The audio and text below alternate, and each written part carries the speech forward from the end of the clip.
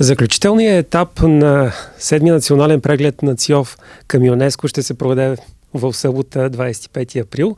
За да си поговорим повече за това събитие, което предстои в Добрич, тук е координатора за Североизточна България на ЦИОВ, Стоян Господинов. Добре дошъл.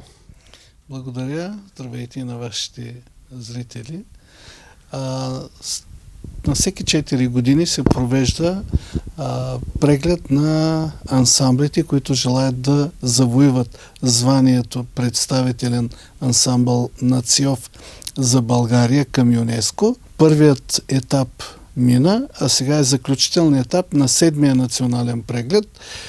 За мое щастие, аз съм един от хората, които участваме и съм жури на този заключителен етап от 7-я национален преглед на ЦИОВ за България, да се види какво е нивото на определения състав и дали да му се даде това звание. То ще се определи дали е представителен или не през месец февруари-март 2027 година. Сега ще се дадем нашите оценки тук, като видим всички присъстващи. Ще участваме ние с детската студия в двете категории до 14 и над 14 години за обработен фолклор. Ще се яви клуб 7-8 на Галя и Коста Костови. Те ще се представят с добруджански автентични хора. Също така ще се представи и ансамбъл за изворен фолклор Житен клас село Житница с ръководител Петър Петров. Ще се представи също така и село Соколово, може би най-мащабната група, с танцов състав, с хоров колектив, мъжка певческа група и индивидуални изпълнители Мариана Карова и Стаматка Кирилова, които са едни изключителни певци. Също така ще се участва и самостоятелно от село Соколово.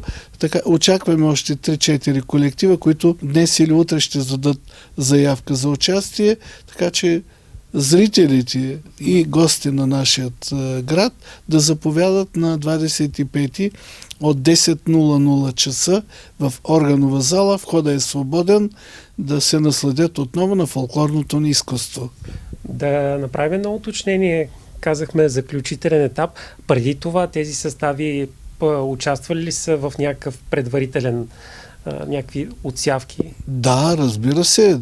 Първият преглед преди заключителния етап, първият етап от 7-я национален преглед също беше тук в Добрич и тъй като тези състави са качествени и имат званието представителен от предните етапи, сега също ще се явят, но това е вторият етап. Първият етап мина, на които бяха одобрени, и сега вторият етап, заключителен етап, така че тези състави са одобрени от ЦИОВ за званието, за заключителния етап да се явят. Също така и жатвари ще се явят, но журито ще присъстваме на техния концерт вечерта на 25-ти в зала Добротица, където също ще оценяваме техните изпълнения, за да им се даде и на тях званието представителен ансамбъл.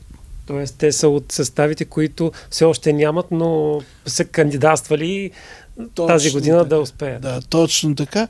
Те са от съставите, които не са се явявали до сега, но сега имат нужният репертуар и ще се явят, само че ние ще отидем при тях, за да може на една по-широка, по-голяма сцена да се представят, отколкото е тук в органова зала. Казахме за съставите, а кои ще бъдат оценяващи?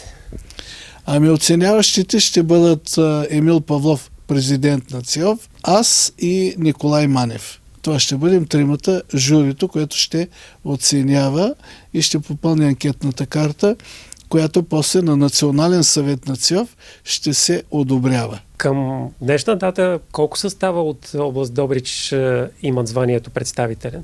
От област Добрич са някъде около 12 състава представителни. Нашата студия, Житница автентичния ансамбъл, Соколово, Нели Денева беше до сега, но на този преглед не се яви.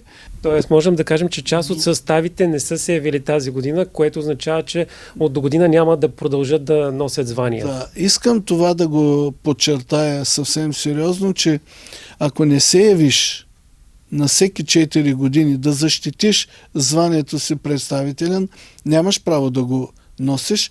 На всеки 4 години се завоюва това звание. Трябва да се явиш на първи кръг, на втори, защото изискванията за първи кръг са едни, да имаш 2 танца от различни етнографски области при обработения фолклор.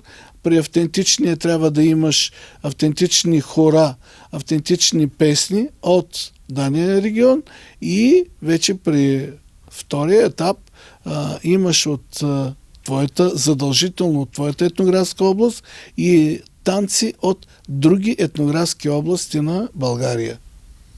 И накрая още веднъж към всички любители на фолклора и на танците най-вече.